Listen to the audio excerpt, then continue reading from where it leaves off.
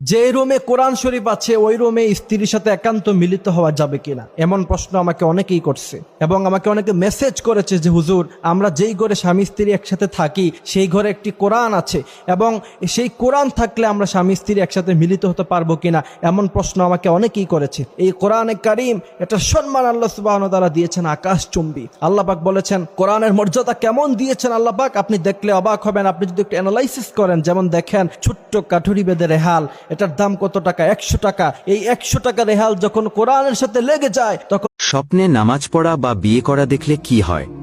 Islamic বিশেষজ্ঞদের মতে এই স্বপ্নগুলো আমাদের জীবনের কিরূপ বার্তা বহন করে। ভিডিওটি শেষ পর্যন্ত দেখার অনুরোধ করছি, কারণ ভিডিওতে বলা প্রতিটি ব্যাখ্যা আপনার জীবনের জন্য উপকারী হতে পারে ইনশাআল্লাহ। স্বপ্ন কি?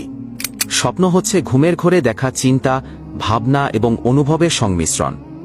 ইসলামে এটিকে বলা হয় আরবি ভাষায় রুইয়া, ফার্সিতে খাব। স্বপ্নে নামাজ পড়া দেখা। ইসলামিক ব্যাখ্যা মতে কেউ যদি স্বপ্নে নামাজ পড়তে দেখে তবে তার আশা পূর্ণ হবে ইনশাআল্লাহ।